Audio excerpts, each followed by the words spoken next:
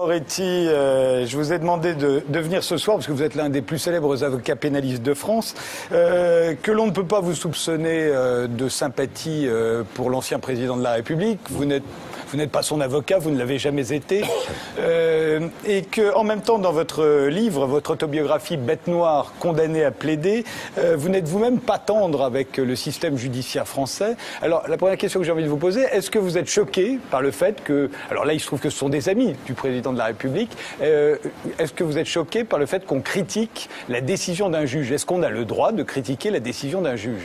Dans la mesure où le juge rend la justice au nom du peuple français, qu'on est dans une démocratie, que toute autre action peut être critiquée, je vois vraiment pas pourquoi on devrait s'interdire de critiquer la décision d'un juge. Moi, ce qui me choque d'ailleurs, c'est pas ça, M. Tadei. Ce qui me chagrine, c'est que ces propos ont masqué le reste. Et le reste, je vais vous donner quelques exemples. C'est passé totalement inaperçu, mais quand le juge gentil veut entendre M. Bagné, son ami... François-Marie Bagné, oui, dans l'affaire Bettencourt. Dans l'affaire Bettencourt. Son ami, M. Demestre, plutôt que de les convoquer, il décerne un mandat d'amener. Il se retrouve en prison, vous voulez dire? Et il se retrouve en prison, 4 jours à la santé. Ça, c'est beaucoup plus violent que les propos de M. Guénaud et de Mme Morano. Le même mandat d'amener que celui qui avait été délivré par le juge Josier contre un journaliste de Libération. Ça, à l'époque, les journalistes eux-mêmes s'en étaient plaints. Oui, mais là, rien. Je voudrais vous donner un deuxième exemple. Thierry Herzog est l'avocat du président Sarkozy. Le juge d'instruction l'a fait convoquer par la police pour obtenir, tenez-vous bien si vous me permettez cet impératif, son agenda, l'agenda de Thierry Herzog.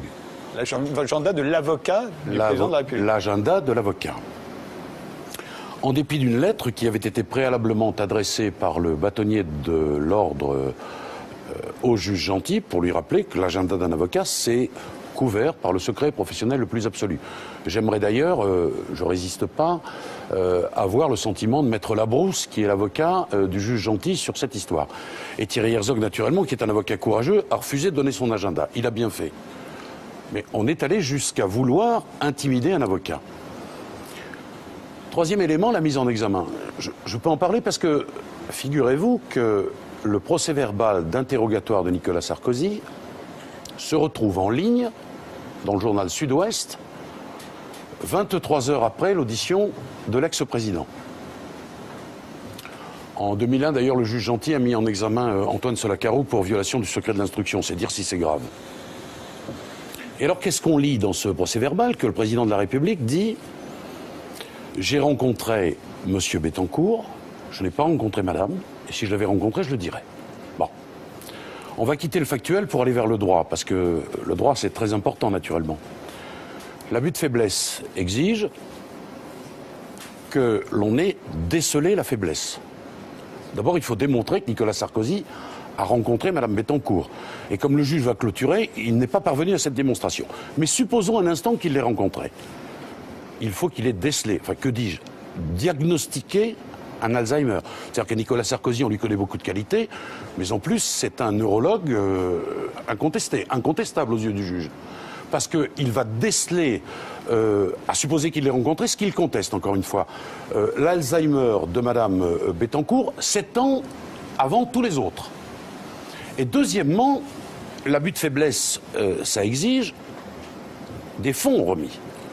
Et l'étudiant de deuxième année qui oublierait l'un de ces éléments constitutifs, M. Tadei, il a 0.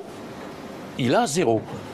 Alors, moi, je dis que l'honneur de M. Sarkozy, l'honneur de n'importe lequel d'entre nous, de n'importe quel justiciable, ça mérite au moins le respect de la règle de droit.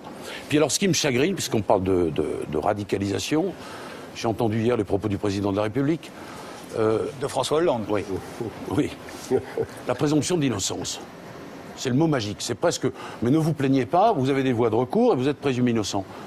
Enfin, Dumas aussi était présumé innocent. Il a démissionné du Conseil constitutionnel. Pourquoi? Il avait été mis en examen par l'excellente Madame Joly, qu'on vient de voir. Il a été relaxé, mais le mal est fait.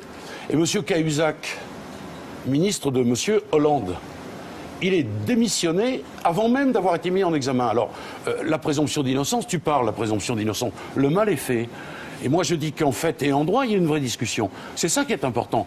Et qu'on essaie, pour obtenir je ne sais quelle démonstration, la violation du secret d'un avocat, du secret professionnel d'un avocat, et puis qu'on met des gens, là, Bagné, son compagnon, Demestre, en prison, c'est ce qu'on appelle dans le jargon judiciaire attendrir la viande.